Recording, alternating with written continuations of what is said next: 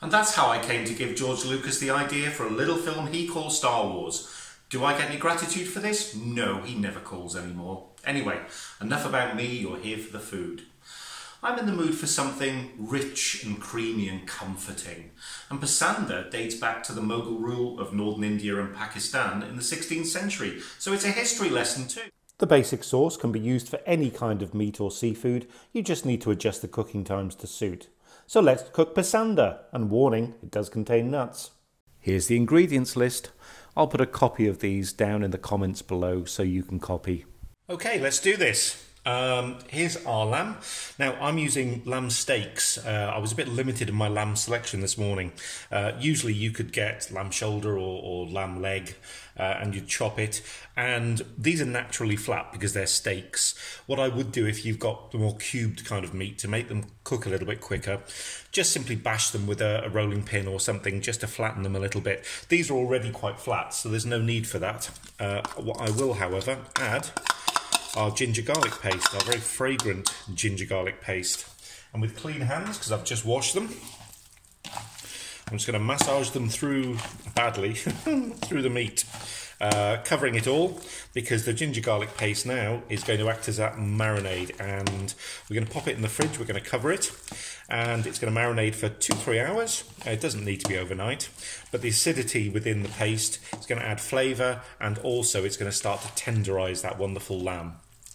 So once this is all fully mashed in, let's cover this and put this in the fridge. It's time to do some actual cooking. So our first step, now we've got, I would generally use ghee, but I didn't have any ghee to hand, so I've got some equal parts butter and neutral oil, which will, the oil helps raise the temperature of the butter so it can fry properly. I've got our chilli and onion here. In that goes. We're going to fry this for 5-6 minutes, but we don't want the onions to colour because Pasanda is a very creamy beige kind of sauce. You don't want the kind of brown onions kind of poking through. So, in fact, I've turned my oil quite low so that doesn't happen. So I'm just simply going to sweat these onions off now for 5-6 minutes so they become nice and transparent. The chilli will become fragrant. And once that's done, it's on to our next step. Look at these, it's nice and transparent now, nicely sweated down. Smells gorgeous. Our next step is our major spices. I don't know if there are minor spices or, sergeant spices, but in this particular case, this is our turmeric, our coriander, our cumin, our cinnamon. So they're all in. Oh, and our cardamom, of course, our cut cardamom. Now, I'm just simply, the wafts that come from this, I love it when you start to roast those spices off. So we're going to roast these spices just gently. I've only got this on a medium heat for 2 minutes. And we want them to get rid of that kind of raw smell. But I love the smell of this already. It's absolutely beautiful. So let's give this a couple of minutes of just some gentle stirring. So our spices have roasted off now. It smells gorgeous in here. And now it's time to meat the meat. So this is our marinated meat with the ginger garlic. In it goes, bit of a blob there. It has been marinating in the fridge. And what we're going to do now is obviously just brown and change the colour of this meat. So we're not going to obviously cook it completely, but we are going to turn it round and at least cook the outside of it. And this is going to take 7 or 8 or 9 minutes maybe. In fact, I'm going to turn this up a little bit. And we're just going to keep turning this round until the outside of the meat is completely changed of colour and it's kind of roasted the outside, or it's toasted the outside of the meat. So why lamb? Well, lamb was the first ever Pasanda dish I had years ago. I love Pasanda just because it's comforting, it's beautiful, it's silky. And comforting, I think, is the word. It's like a hug in a curry because it's very gentle, there's no heat to it. And lamb was traditionally what they'd use in Mogul times, but you can use any meat you like. Beef works just as well. Chicken does as well. I might cook the chicken a little bit less than I'm going to do the red meat, obviously. And even king prawn's used, although I'm not that keen personally on king prawn and the kind of almondy flavour of the sauce. But either way, Pasanda is such a comforting, rich, celebratory kind of dish. If it's a really dull day outside and you're not feeling the best, why don't you cook this, because this will definitely give you a pick-me-up. So you can see now all of the meat is now coloured. We've got that beautiful yellow colour from the turmeric that we put in with our spices earlier. The smell is gorgeous. I'm going to open the balcony door in a bit and let the neighbours smell. But now that you can see all the meat is coloured, it's time to add our water. Now usually I'm one of these big advocates to say, yes, add stock. Stock adds extra flavour, and it does with curries. Because we're looking for a nice kind of lighter coloured curry, water works great with this. So I'm simply going to bring this up to a very gentle boil. It doesn't need to be rapidly boiling.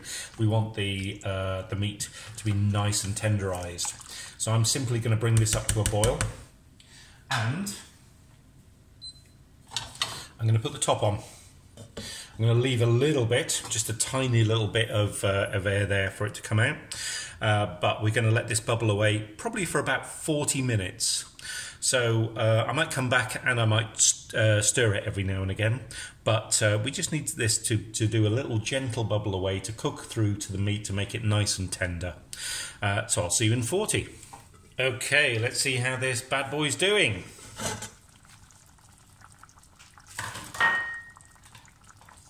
Oh yeah, it's a little bit reduced, which is nice. We've got the all the juices, the sauce. It smells gorgeous. So we're coming to the kind of final stages now. So what I've got here is my almonds and my cream, which are mixed in. And one thing we can't do is add cold cream to hot sauce, because it'll split. So just like you would do with a custard, we're just going to add some of the hot sauce to this. And we're going to temper and bring up the cream temperature just a little bit, a spoonful at a time, just to bring it up. And I know this is a bit claggy because, of course, the having mixed the cream in with the almonds just expand and take it in. So that's one big spoonful here.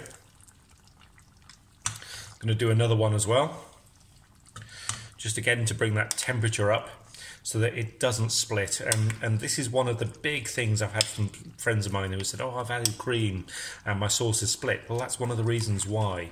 So just gently, just like custard, we need to bring that temperature up before we put the whole lot in.